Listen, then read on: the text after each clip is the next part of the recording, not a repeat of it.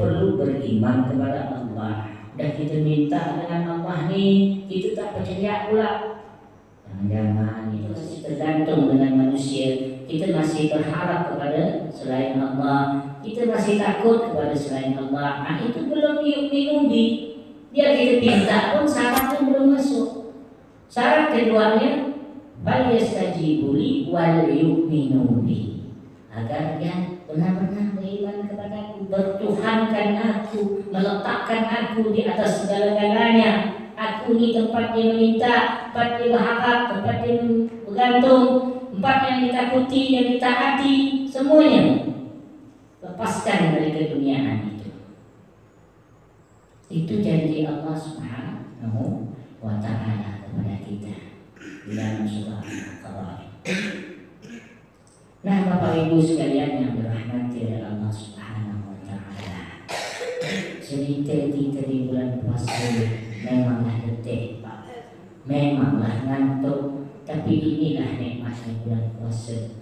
Jika kita ni kalau bulan puasa sama ya dengan bulan-bulan yang lainnya, itu gawat.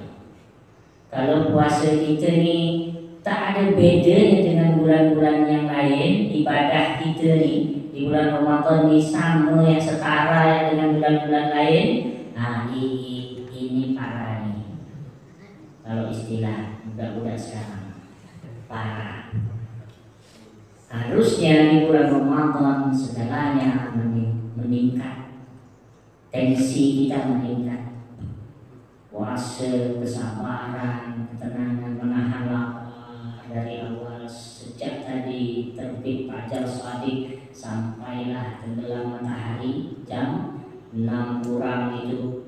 Kita benar-benar bukan hanya menahan lapar dahaga, menahan hal-hal yang merusak pahala, emosi kita, ucapan kita, mata kita jaga untuk tidak melihat aurat-aurat, tidak melihat dengan syahwat.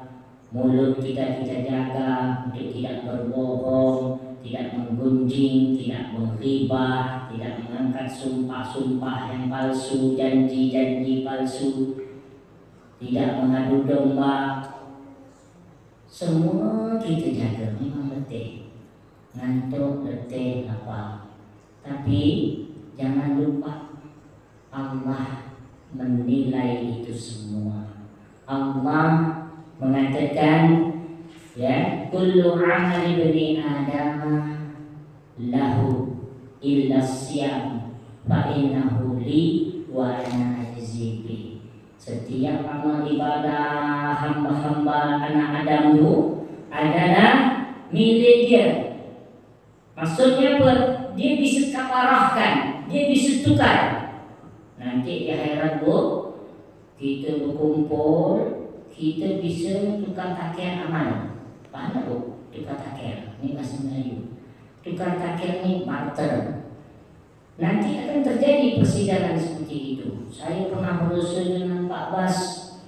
Saya menggunjingkan Pak Bas misalkan. Saya menghibah Pak Bas. Nanti dosa Pak Bas saya ambil, Pak Bas mengambil amal ibadah saya. Kalau saya digunjingkan ustaz-ustaz orang alim, suka saya. Kalau ada ustaz orang alim gunjingkan saya, itulah dia bahak untuk saya. Pahala dia bukan tanggung-tanggung tu. Kalau dia ngajak, itu amal jariah dia panjang. Begitu dia gunjing, dapat saya. Banyak saya dapat, dosa saya diambil. Itu bisa tukar-tukar. Kalau saya pernah menzalimi, saya pernah mengambil harta seseorang, kelak nanti Allah barter. Ambil pahala dia, tukar. Tak ada pahalanya, ambil dosanya. Lemparkan, kata Allah di dalam hadis Nabi. Itu pahala ibadah lain. Kalau pahala puasa itu adalah khusus untukku, kata Allah. Yang nilai aku. Karena aku yang tahu puasanya itu semua orang-orang yang beriman, bahkan sejak Nabi Adam pun perintah puasanya berada. Makanya tak sama puasa itu dengan ibadah lain. Semua umat, semua nabi membawa syariat puasa. Bahkan agama-agama yang sudah tidak diridhoi Allah pun, ya, agama-agama sekarang ini kan selain Islam tidak diterima Allah. Wa man yabtaghi ghairal Islami dinan fala yuqbal minhu. Apabila orang mencari agama selain Islam, tidak akan diterima. Sekarang ini, bahkan agama-agama lain pun ada ibadah puasa, ya. Saking dahsyatnya ibadah puasa itu. Nah, untuk kita umat Nabi Muhammad, umat Islam, hamba Allah yang beriman, Allah ambil puasa itu, Allah simpan, Allah tabung. Kalau puasa itu betul, jangan yang puasa itu puasa tak betul. Dan hanya puasa yang tak bisa ditipu-tipu. Di hadapan Allah yang tak bisa ditipu-tipu, Allah tahu. Dan hanya puasa juga yang bisa menipu manusia. Kalau sholat bisa kita, sholat kita bisa pura-pura khusyuk, bisa. Kalau sedekah bisa, bisa dinilai, manusia bisa menilai. Haji, kita berangkat haji, banyak orang tahu, sekampung antara kita pergi haji. Tapi kalau puasa, tak ada yang tahu kita bisa buat. Kita bahkan bisa rahasiakan ibadah puasa kita. Kita tak tahu orang ini puasa atau tidak. Dia bisa ya nempel jalannya, waktu lemah, waktu haus, nanti angin sedikit tumbang, tanpa puasa, padahal tak puasa. Allah yang tahu. Kan gitu. Tidak pernah kalau sholat, orang itu sholatnya khusyuk. Kenapa? Kelihatan dari gerakannya bagus. Kita bisa nilai orang itu sedekahnya berani, hebat, mantap. Kelihatan dari jumlah yang dikasihnya. Pak Bos bersedekah 10 juta untuk janda-janda. Misalkan, nampak dari jumlahnya. Orang itu hajinya mabrur, ya, diterima Allah. Nampak, kenapa? Nampak. Begitu di balik haji itu peranainya, Masya Allah, banyak dekat-dekat Allah. Nah, nampak. Tapi kalau puasa itu Allah simpan, tak tahu kita tentang puasa itu. Nah, puasa nanti itu punya spesial khusus, spesial khusus. Bahkan masuk surga pun lewat pintu yang khusus. Hanya orang-orang yang puasa boleh masuk pintu itu. Orang yang udah kecil masuk surga tapi tak boleh masuk pintu itu. Hanya pintu orang berpuasa. Jadi balik lagi tadi, memang capek kita berpuasa, tapi jangan takut, jangan putus asa, dan jangan pesimis.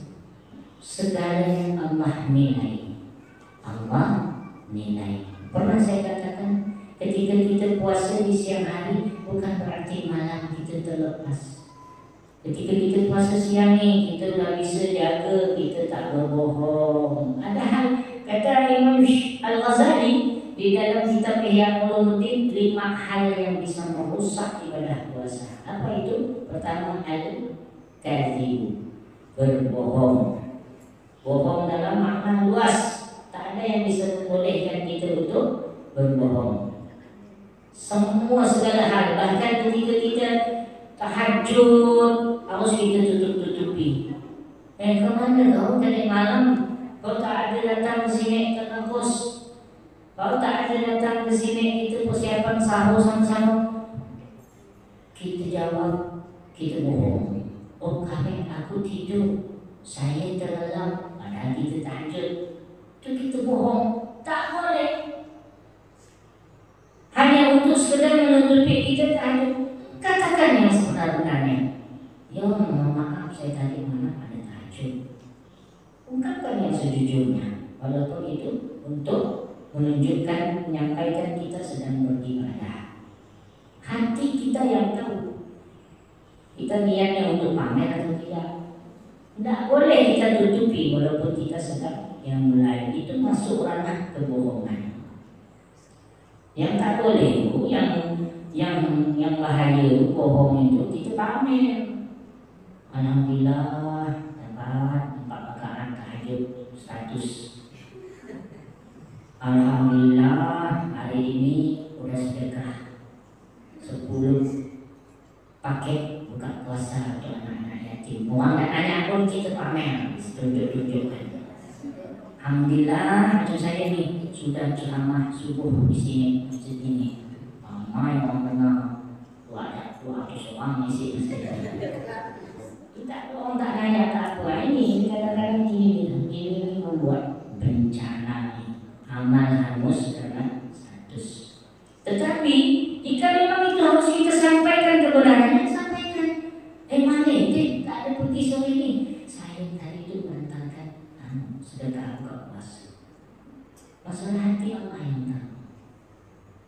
Di dalam Islam itu kalau dibolehkan berbohong itu hanya 3. Itu pun kalau dibolehkan. Kalau itu tidak bisa dielakkan, terpaksa berbohong hanya 3. Pertama, menyelamatkan saudara kita dari bahaya saat berperang. Pak Basuni masuk rumah saya, ketampuk, orang dah cari lah. Ketuk-ketuk mana? Ada lihat Pak Basuni tak? Tak mungkin, saya tak boleh kalau Pak Basuni ada bersorok bawah tempat tidur.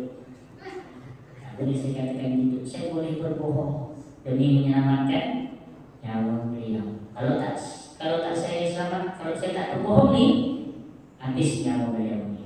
Maka saya jawab, Pak Basuni tak ada di sini. Pak Basuni tak ada di sini. Di bawah tempat tidur ada. Itu pertama. Yang kedua yang dibolehkan dalam Islam kita berbohong adalah untuk memperbaiki hubungan suami istri yang bermasalah. Tambah-tambah bohong sikit, tak ada suami putus menang masih cinta dengan aku. Yang istri yang selalu lagi aku cuma tak suka ini suka itu, ada dia masih cinta. Nanti depan lakinya kita nasihatkan lagi bohong. Yang penting dia aku, karena Allah sedang menguji rumah tangga itu. Yang ketiga, mengakurkan, mendamaikan dua orang yang bersengketa. Berkelahi. Pak Basuni dengan aku misalkan, saya pernah Pak Ismail ada di sana. Pak Basuni dan Pak Ismail datang Pak Basuni ke rumah, jelek-jelekan Pak Ismail. Habis Pak Ismail datang nanti Pak Ismail. Tadi ada Pak Basuni datang, ada cerita tentang saya. Kita jawab bohong-bohong. Sekali pun dia tak ada cerita dalam itu misalkan. Sekali pun dia tak ada cerita, padahal dia cerita berkali-kali. Kita bilang sekali tak ada cerita, sekali pun dia lebih dari sekali. Itu pertama, berbohong merusak ibadah puasa kita, pahala kita. Rubba sha'imin laisa lahu min siyamihi illa al-ju' wal 'atas.